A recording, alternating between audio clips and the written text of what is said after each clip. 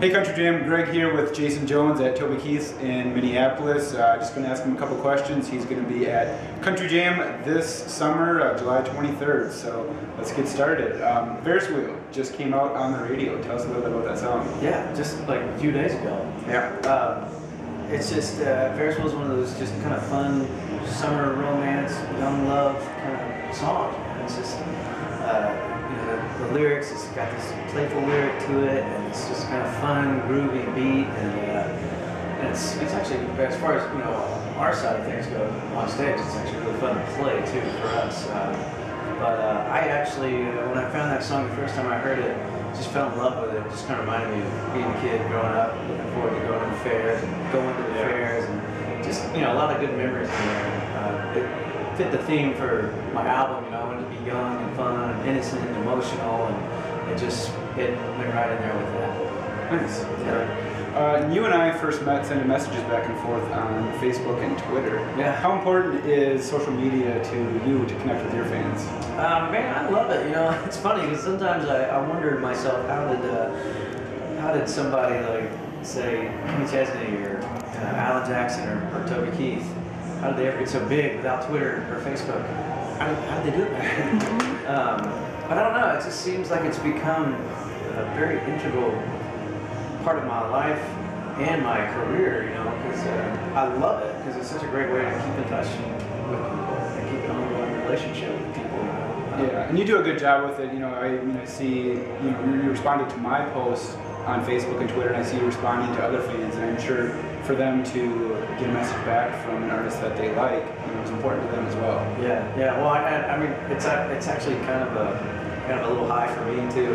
It's nice to know that people are posting on my page or mentioning me on Twitter, that kind of thing. It's just to be thought of, and people be talking about you and talking about your music and stuff. It puts a smile on my face and in my heart for sure. Yeah. Like I said, Jason's playing this summer, July 23rd at Country Jam. What can the Country Jam fans expect from your show? We're just basically going to just try and have a real good time. Rock it out a little bit, We'll be playing Ferris Wheel, and I've got my EP is being released on iTunes on May 31st, which is just coming up in a couple of days here.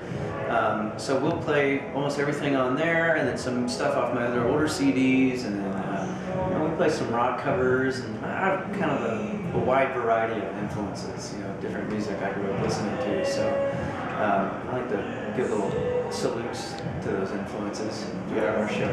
Well, that was one of my other questions, is do you have like a old standby or a favorite song that's just fun for you to play for fans? I'd say one of my favorites is probably, there's a few, but like Bryan Adams, Summer '69. Yeah. I love playing that song. It's kind of got that feel for me like Ferris Wheel, as far as how it makes me feel and what it makes me think of. Like growing up, my band I had in high school just puts me back in those days. I just love the song, the content, and it's very similar to what I went through with my band in high school. But then also, we kind of modified the ending a little bit. We did this big double guitar harmony solo. I call it guitar harmony. It's just fun. It just rocks. It's a great, fun song to play. Nice. We were talking a little bit earlier about you are playing more outdoor festivals and bigger festivals now. How do those compare to the smaller venues? Do you play them different, or do the fans react differently? I don't know. I mean, I always just try and take it a show at a time, because I feel like even if we were playing nothing but festivals all the time, they're still different. It's always different people in the crowd. It's different weather. It's different mood. Depends on who the big headliners are on the festival, that kind of thing. So I was just trying to play it by ear, read the crowd. I mean, I'll make a set list, but usually I'd say 9 times out of 10 we end up straying away from our set list, and or if we have a lot of fans in the audience, they'll end up requesting some older songs of mine. We'll try and do those as well. So I just try and be ready for whatever. I feel like that's all you can do. Yeah. You said that you have an EP coming out. What else? What's next for you?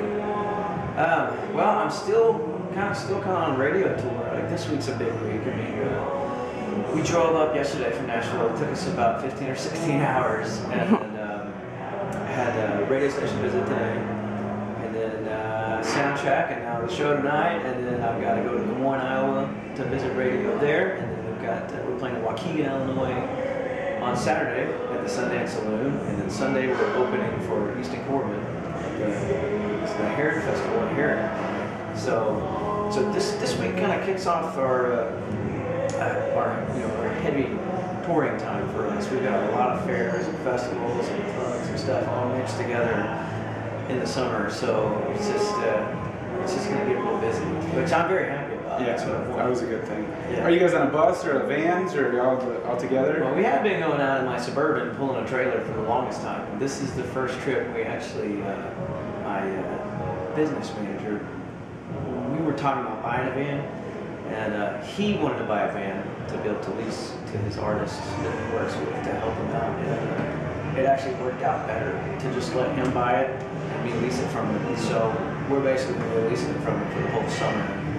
It's nice because there's so much more room in the Suburban. You know, everybody gets their own seat to lay down, and plus we've got 2 more guys coming out with us. We've got a sound guy that's going to be on the road with us for most of the summer, and then another guy, Scott's going to be selling merch for us and helping us with the driving and the loading in and loading out. And, hopefully keep things a little more streamlined and easier on us. What do you guys do in between shows just to kill the time? Is it all just writing new songs and following up on Facebook and Twitter, or do you guys interviews? Yeah, just non-stop. A little bit of everything. I mean, like I said, this week's crazy. There's some radio stops in between, and traveling in between takes up a lot of time usually. I try and, especially with traveling, I try to spend a lot of time on Facebook and Twitter. It's a good opportunity for me to keep up with everybody. It's hard when I'm at home. The last 2 months, I've been on radio tour. Like I said, this is my 14th week, I think. And, when I'm home, I haven't been able to get online much because I got to pay bills, I've got all this other stuff going on, I've got to run errands in town and cut my grass. It's just, all my time gets soaked up. I have like a day, and laundry. I have, the last 3 months I have grown to hate laundry because I come back home from out of town, I empty out the suitcase, throw it in the washer, dry it, put it back in the suitcase, and go again. So it's just go. That also varies, whether it be Facebook, Twitter, or maybe having an adult beverage before the show, that kind of thing. Yeah, it's always good. Yeah. It's good to be busy. Absolutely. Yeah. Well, thanks for taking the time to talk to us. And again, look for Jason Jones this summer at Country Jam, July 23rd, and look for him on Facebook and Twitter. It's JasonJonesMusic.com, if I may. You can find those pages there. And Greg, thank you, brother. Thank you. Appreciate it. We'll see you guys at Country Jam. Woo!